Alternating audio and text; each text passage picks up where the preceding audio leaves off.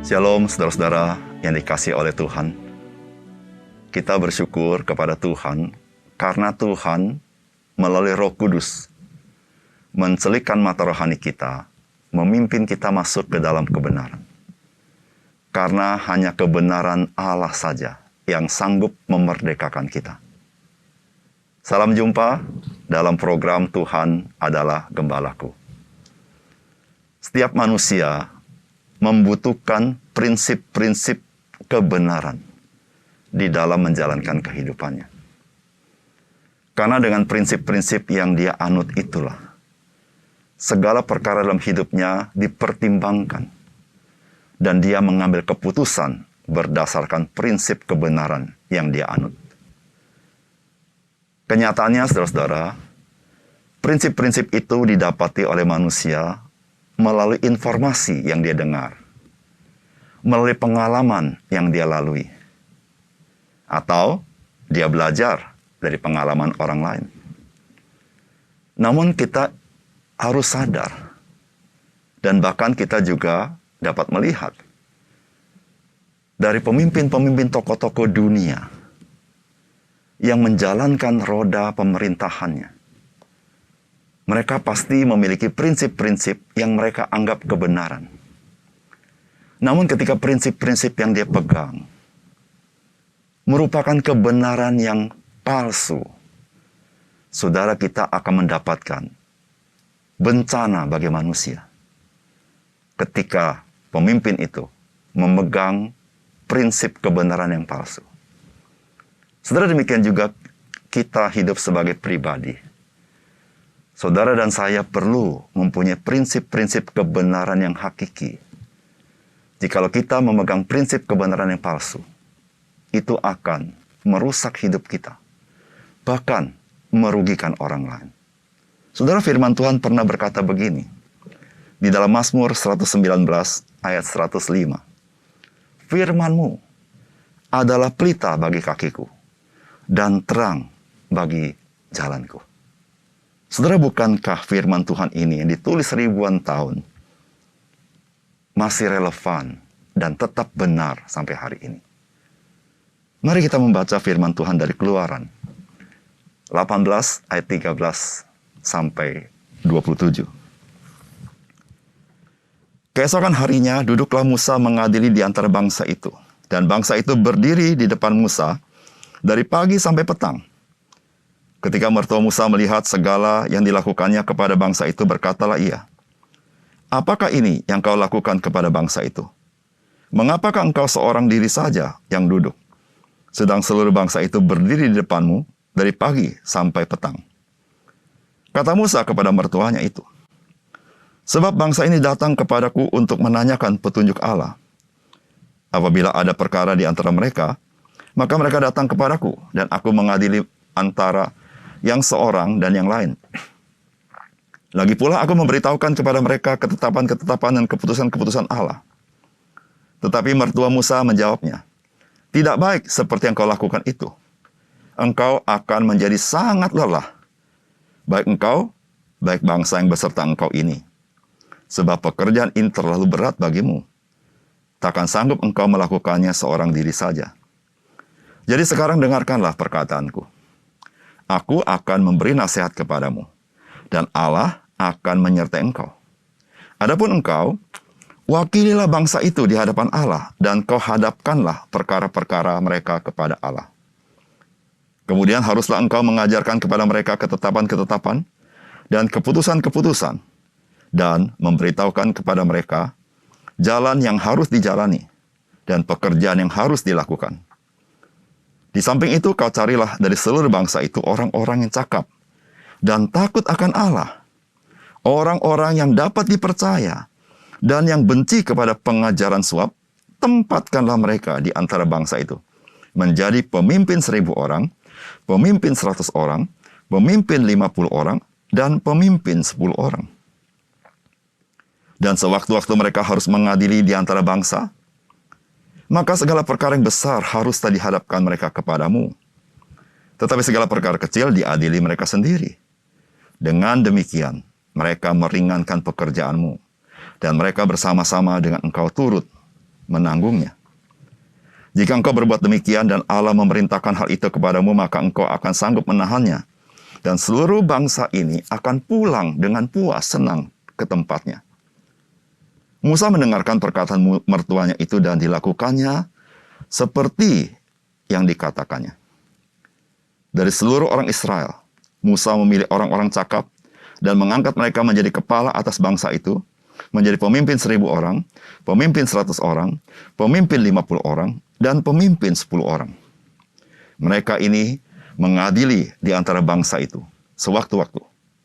Perkara-perkara yang sukar dihadapkan mereka kepada Musa, tetapi perkara-perkara kecil diadili mereka sendiri. Kemudian Musa membiarkan mertuanya itu pergi dan ia pulang ke negerinya.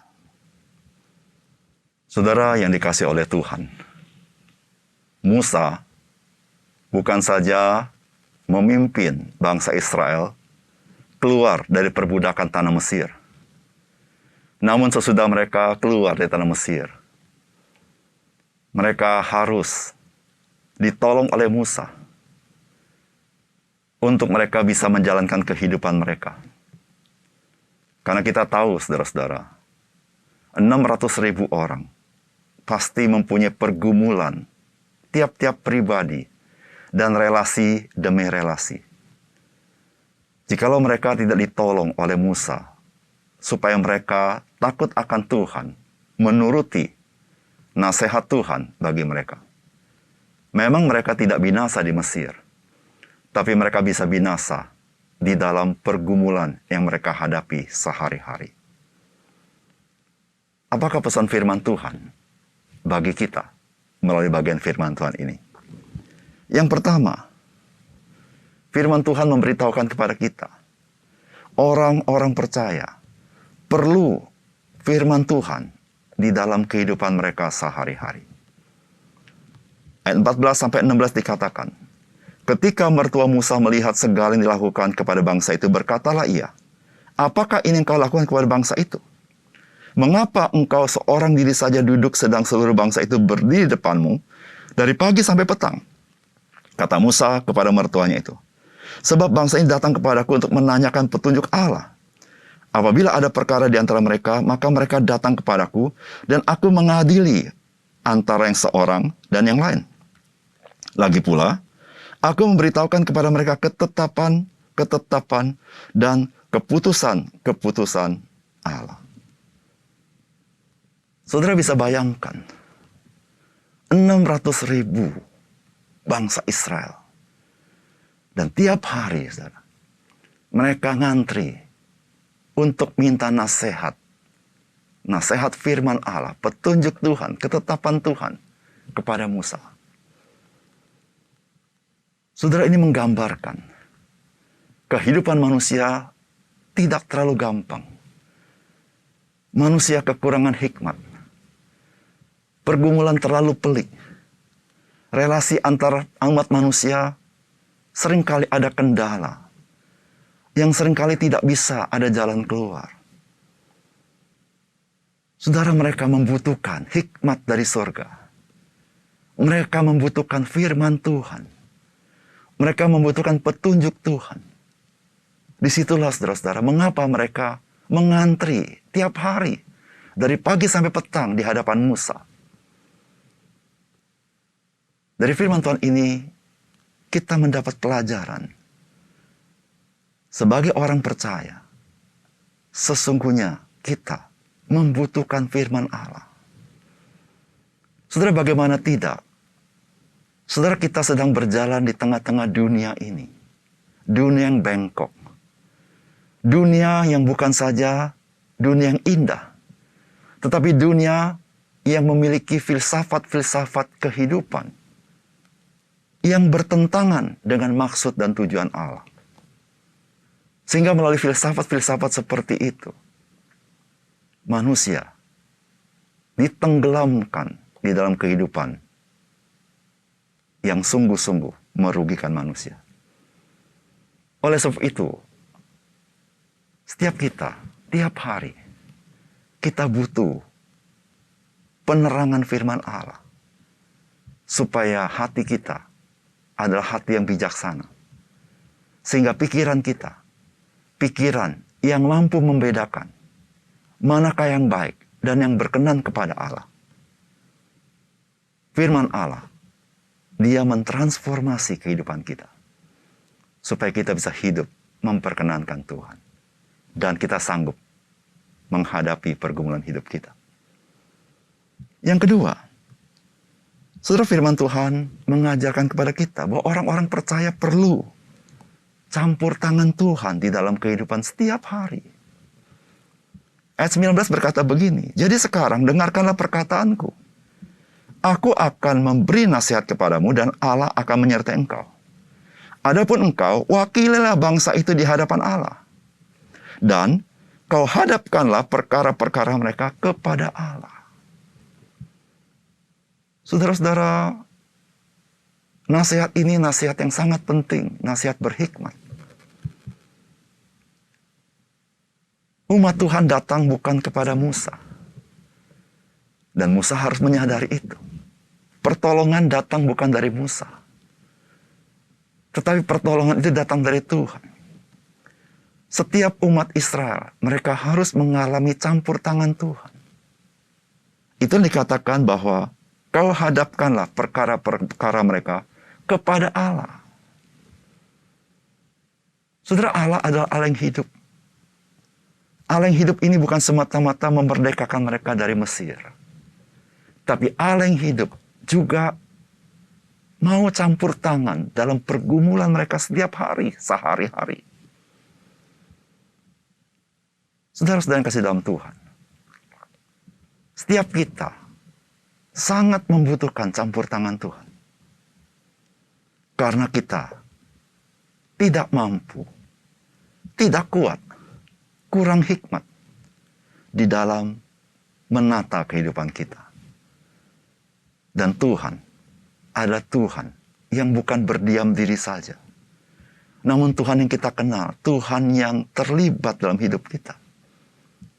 Tuhan yang mau campur tangan dalam hidup kita.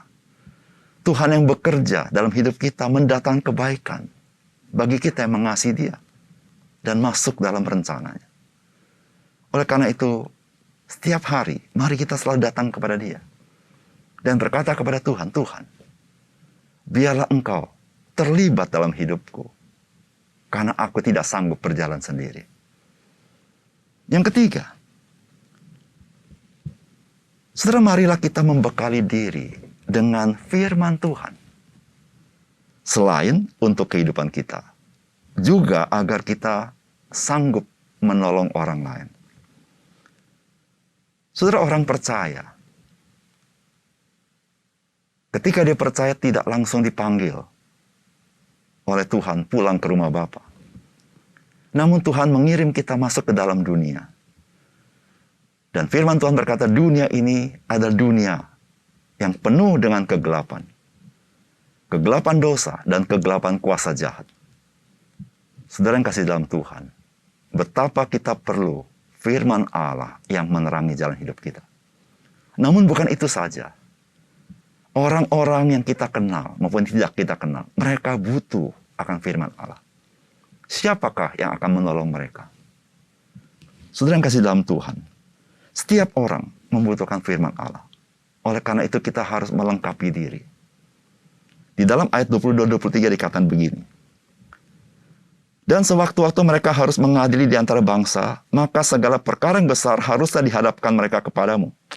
Tetapi segala perkara yang kecil diadili mereka sendiri. Dengan demikian mereka meringankan pekerjaanmu dan mereka bersama-sama dengan engkau turut menanggungnya. Jikalau engkau berbuat demikian dan memerintahkan hal itu kepadamu, maka engkau akan sanggup menahannya. Dan seluruh bangsa ini akan pulang dengan puas, senang ke tempatnya. Yitro menasihatkan Musa memperlengkapi orang-orang tertentu untuk boleh menasihati bangsa Israel dengan firman Allah. Artinya, Tuhan mau memakai setiap kita diperlengkapi dengan firman Allah, bukan saja untuk kehidupan kita, tetapi juga menjadi berkat bagi orang lain. Sudahkah saudara merindukan hal ini? Saudara diberkati oleh firman, dan saudara memberkati orang lain dengan firman Tuhan. Mari kita berdoa. Bapa di surga, terima kasih untuk kebenaran firman-Mu. Dari firman-Mu kami belajar. Tiap-tiap hari ya Tuhan, kami membutuhkan firman Tuhan. Hal ini kami lihat bagaimana umat Tuhan mengantri tiap hari dari pagi sampai petang, meminta nasihat Musa dalam pergumulan sehari-hari. Mereka memang tidak binasa di Mesir, tapi jikalau mereka menghadapi pergumulan hidup dan tidak bisa mengatasi, mereka bisa binasa karena mereka tidak ada hikmat. Tuhan, demikianlah dengan kami. Kami sudah dimerdekakan dari dosa dan dari maut. Dan tiap-tiap hari ya Tuhan, kami ingin hidup bagi Engkau. Oleh karena itu ya Tuhan, berilah kami kesadaran. Kami merindukan firman-Mu, belajar firman-Mu. Bukan saja menerangi hidup kami, tapi kami dipakai Tuhan, menolong orang lain, menemukan jalan hidup mereka di dalam Kristus. Terima kasih Tuhan. Dalam nama Tuhan Yesus kami berdoa. Amin.